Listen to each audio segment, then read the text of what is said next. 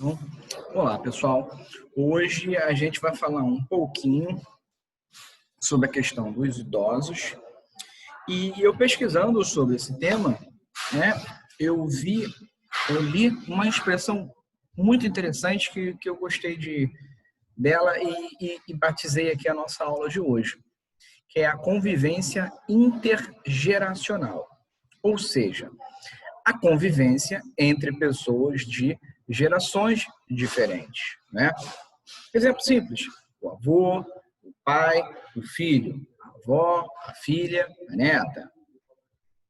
Então, são três gerações, nesse exemplo que eu trabalhei, são três gerações diferentes que têm muito em comum, né, por conta dos valores familiares, da cultura, às vezes do local em que foram criadas, né, da religião que professam. E todas essas três gerações, apesar de ter muita coisa em comum, também têm as suas vivências próprias. Afinal de contas, né, nos últimos 70 anos, só para a gente não ir muito longe, né, talvez essa seja aí mais ou menos a idade das avós de vocês, né, entre 60 e 70 anos, mais ou menos. Nesse período, o mundo mudou bastante. Então, a infância dos seus avós, por exemplo, dependendo de onde eles foram criados, né, certamente é muito diferente da de vocês hoje, né, com todos esses aparelhos eletrônicos e todo esse acesso à informação, entre outras questões mais específicas, né? Então, essa convivência intergeracional, hoje a gente já sabe que ela é muito positiva. A gente sempre desconfiou que ela fosse muito positiva, né? A convivência entre avós e netos, né? Ou bisavós e bisnetos, enfim. A gente sempre desconfiou, né, do ponto de vista intuitivamente, a gente, indivíduo mesmo, a gente sempre desconfiou que isso fosse muito positivo. Hoje, do ponto de vista sociológico e psicológico, já está comprovadíssimo que essa convivência intergeracional, e daí o tema da nossa aula, ela é, assim, muito positiva para todos os envolvidos. Então, assim, o que se ganha dos dois lados na convivência entre os idosos e os jovens é muito positivo. Então, assim, nós, mais jovens, temos muito a aprender com os mais velhos. Mas os mais velhos também têm muito a aprender com os mais jovens, né? Então, essa convivência saudável entre as gerações, ou seja, intergeracional, ela é positiva para os dois lados, que os dois lados saem ganhando. Não só do ponto de vista do aprendizado, eu vou ensinar minha avó a mexer no Zoom, no WhatsApp, porque ela está com dificuldade. Não é só isso, né? Ela manter-se atualizada com vocês, né? Do que está acontecendo no mundo, né? Quais são as suas dificuldades, as suas novidades, e assim delas também. Quando a gente conversa com as pessoas mais velhas, a gente aprende muito, né? Não só sobre o passado, não é só uma aula de história, é uma aula de vida. Então, isso é muito interessante, tá bom? Então, posto isso, então vamos começar aqui para o nosso tópico especificamente. Então, quando a gente fala da importância, aí vamos falar um pouquinho da importância dos mais velhos para a sociedade, tá bom? Por que os mais velhos são importantes, pessoal? E aí, desde os tempos mais antigos, né, lá do Neolítico, para quem lembrar de história, né, passando pelas tribos maiores ou menores, pelas sociedades maiores ou menores, até hoje, os mais velhos, eles representam a memória viva do nosso grupo. Então, quando você olha para uma pessoa de 80 anos, ela não é só uma pessoa que completou 80 voltas em torno do Sol. Ela é uma pessoa que viu muita coisa, que experienciou, ou seja, teve muitas experiências, viveu e sentiu muita coisa. Então, desde os tempos mais antigos, esses mais velhos, eles são tidos como a memória viva do grupo. Essa memória que se guarda e que a gente passa, não só a memória do grupo, mas os nossos valores culturais, os nossos valores morais, que a gente já falou bastante de moralidade, os nossos valores religiosos e assim por diante. São esses sujeitos que transmitem. Então a gente costuma afirmar que os mais velhos eles são uma ponte entre o presente e o passado, entre o hoje. Imaginem vocês, por exemplo, que tem um avó ou um avô de 70 anos de idade. Agora imaginem vocês, e eu peço que vocês façam isso por experiência, conversem com eles e perguntem para eles como eles se lembram dos avós deles. Pensem, o avô do seu avô. São 6 gerações. 6 ou 5, agora já perdi. São 5 gerações, se não estou enganado. É muita gente. O avô do seu avô provavelmente nasceu lá em 1800 e alguma coisa, então em 1900 e pouquinho. Imaginem vocês conversarem com eles. Imagine, por exemplo, para quem tem, de repente, uma bisavó, né? Uma pessoa, sei lá, de 90 anos na família, e peçam para essa pessoa de 90 anos contar sobre a infância dela, se ela tiver tido acesso sobre os avós dela. Olha que interessante, olha que a ponte entre o passado e o presente. Então a gente vai ver que, nesse sentido, a presença desses indivíduos ela é muito importante, ela é indispensável. Isso, inclusive, já virou tema dentro da sociologia, né? Vamos trazer um pouquinho a sociologia. Tem um sociólogo chamado Émile Durkheim. Ele é um dos primeiros sociólogos lá do século XIX, lá de 1800 e pouco. E ele escrevia sobre o que ele chamava de educação, né? O que depois, em sociologia, vocês vão ver isso mais lá para frente, o que hoje nós chamamos de socialização. E o que é essa socialização ou educação, de acordo com o Durkheim? É o processo de ensinamento, de transmissão de conhecimento, de valores, de comportamentos, da cultura do grupo, da geração mais velha em relação à geração, para com a geração mais nova. Ou seja, quando o ser humano nasce, ele nasce sem saber absolutamente nada de como se comportar, o que é certo, o que é errado, o que pode, o que não pode, quando não pode. São as gerações mais velhas que ensinam, que dizem, ó, você deve se comportar desse jeito, em tal lugar só pode se comportar de tal forma. Você pode fazer isso, não pode fazer isso. Então, esse conjunto de valores, de normas, de regras, ou seja, a moral, a cultura do nosso povo, ela é transmitida pelos mais velhos para os mais jovens, né? Então, é muito comum a gente ver, por exemplo, netos dividindo alguns valores morais ou religiosos que são comuns aos seus bisavós.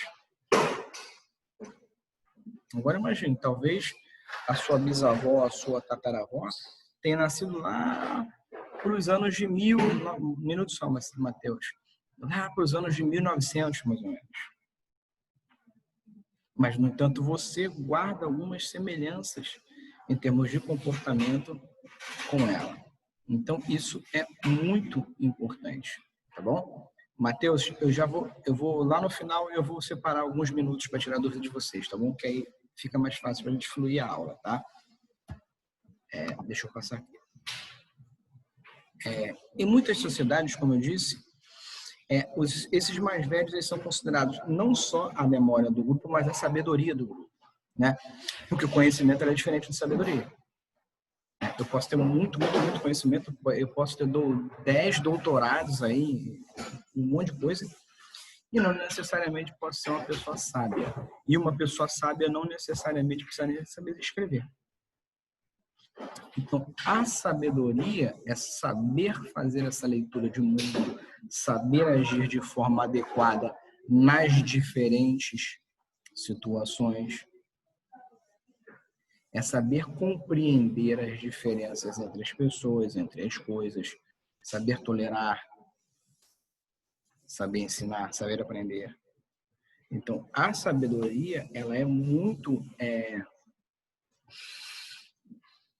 ela está muito ligada à idade, não é? Como somos mais novos, nós não só aprendemos, sabemos pouco porque vivemos pouco.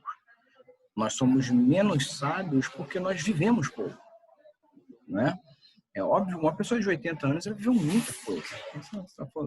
No Brasil, por exemplo, ela viveu muita coisa, muitos altos e baixos, e que a fez, se ela for sábia,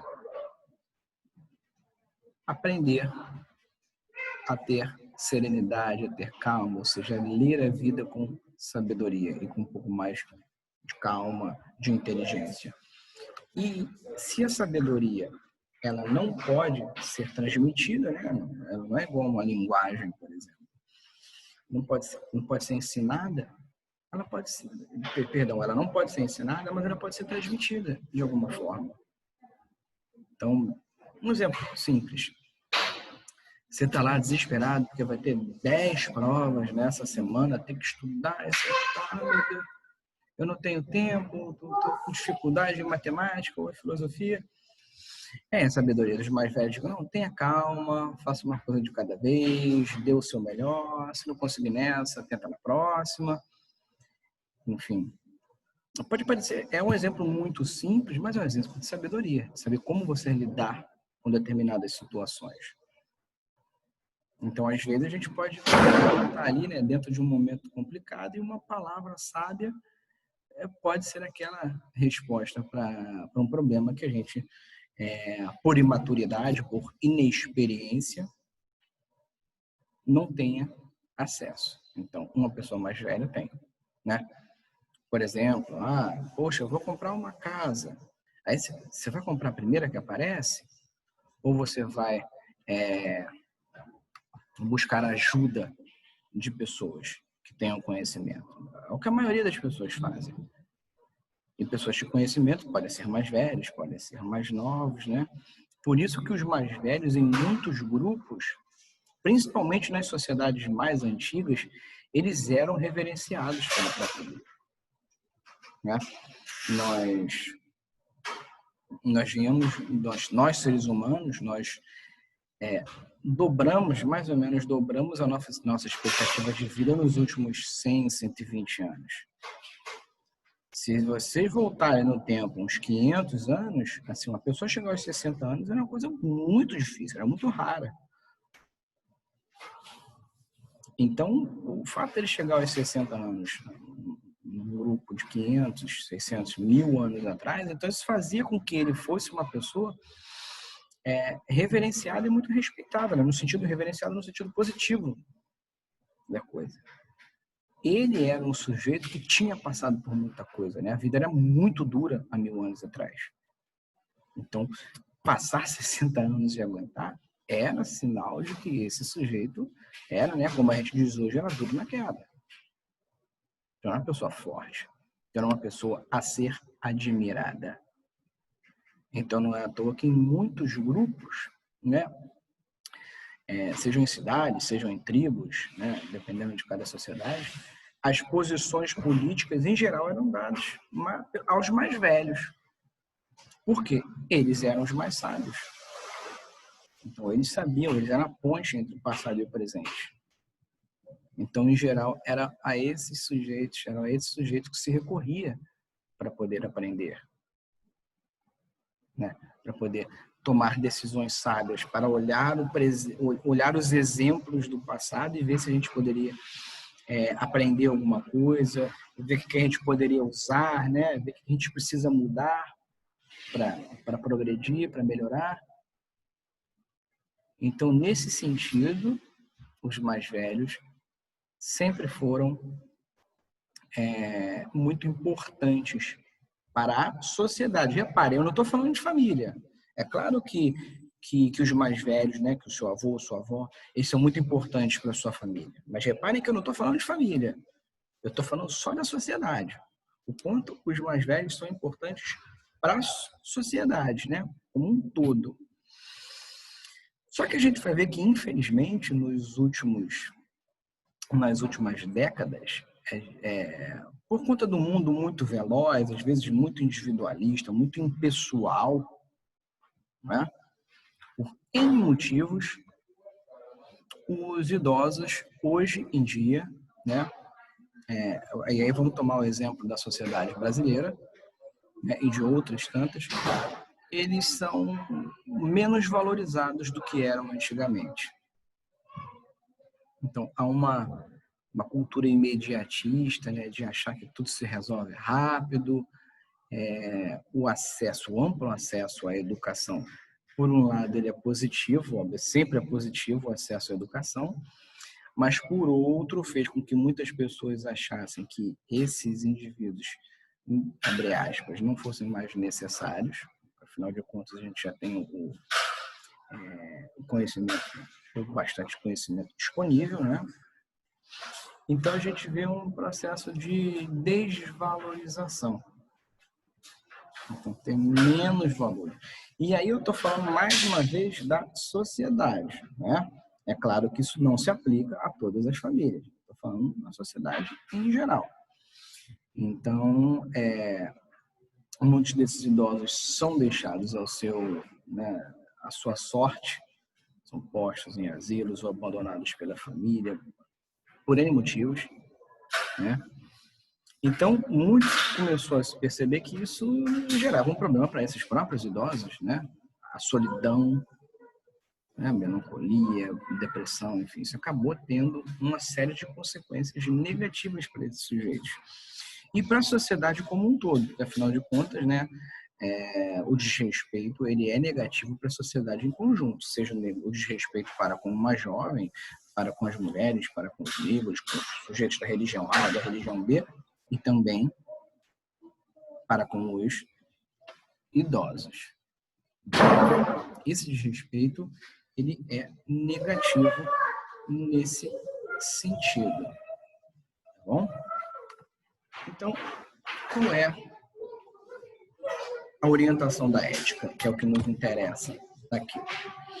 A orientação da ética é um exercício da empatia, ou seja, nós temos noção de que aquele sujeito mais velho, ele também precisa da nossa companhia.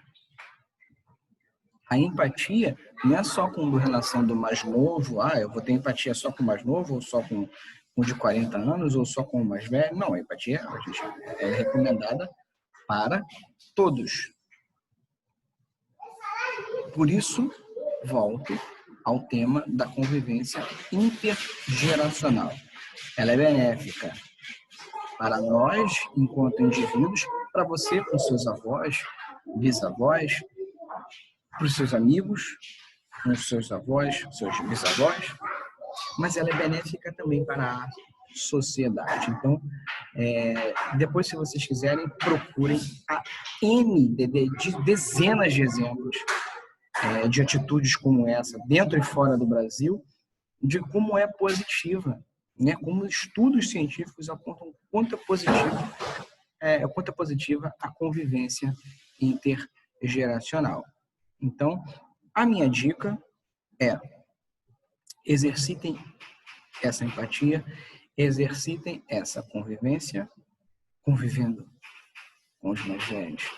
Perguntem aos seus avós: vó, como é que era no tempo que o senhor era criança? O senhor lembra de como é que era o seu avô? O que o seu avô dizia? O que sua avó dizia? Aprendam com isso. Vocês vão ver. Eu posso garantir, é muitíssimo interessante. Tá bom? E com isso, nós terminamos aqui, né, a nossa